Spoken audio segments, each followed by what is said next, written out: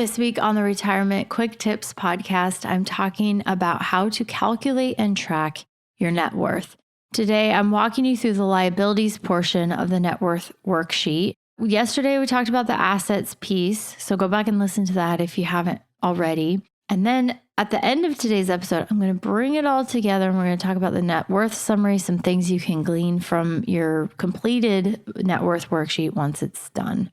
Now, if you haven't already downloaded your worksheet, pause this right now, go to truenorthra.com/net worth, and then come back and we're going to go over liabilities. Okay, so starting with liabilities, we want current and long-term liabilities. That's basically the separation of the two categories. So current liabilities would be anything you have on credit card balances. Again, similar to assets, you want to try to capture this pretty consistently. So if you got statements or your bank account statements, investment statements, you're using your home value, you want to get those as of a specific period of time. So there's consistency among your assets and liabilities, not just with the amounts, but the timing as well. So is it as of year end? We want the as of date and we want it to be fairly consistent across all categories. So credit card balance, what is your current credit card balance? If you have estimated income tax owed, there's a line item for that as well, because that's a current liability. And then any other outstanding bills that you haven't yet paid. Those are your current liabilities. Then we have long-term liabilities. So this would be your home mortgage, a home equity loan if you have one. If you have mortgages or debts on other properties, like rental properties or vacation homes, stuff like that. Car loans. I just want to pause here because if you have a liability like a mortgage or a car loan, you want to make sure that you're capturing that value on the asset side of the balance sheet or the net worth statement. So if you list a car loan here, hopefully you have a car.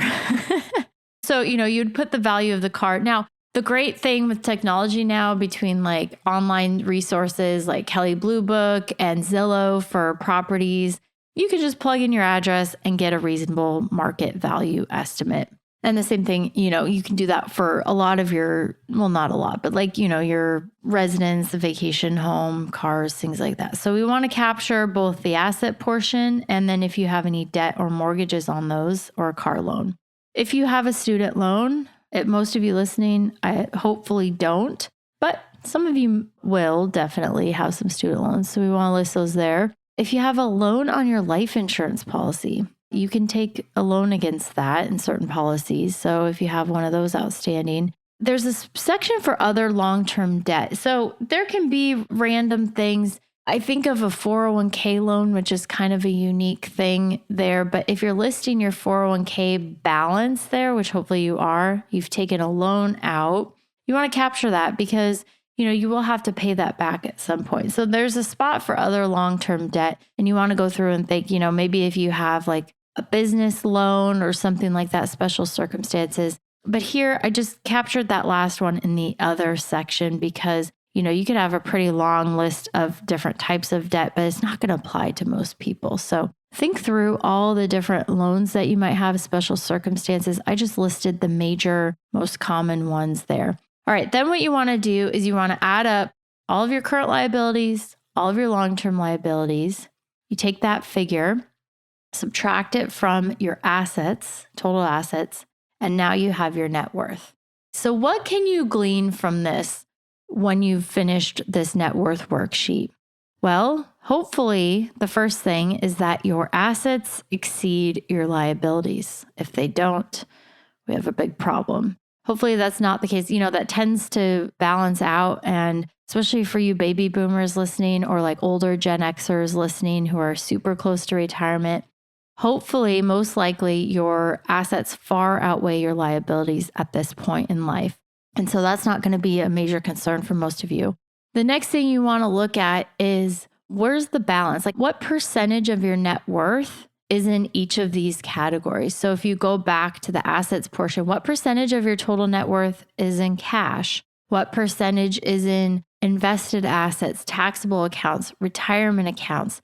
Now, here's where we can get a little lopsided. And this is why it's so beneficial to see this snapshot And to see it all together, like on, in this case, on just 2 pages, it's very simple. It's very easy. It's very quick to take an assessment. How much do you have in cash relative to invested assets?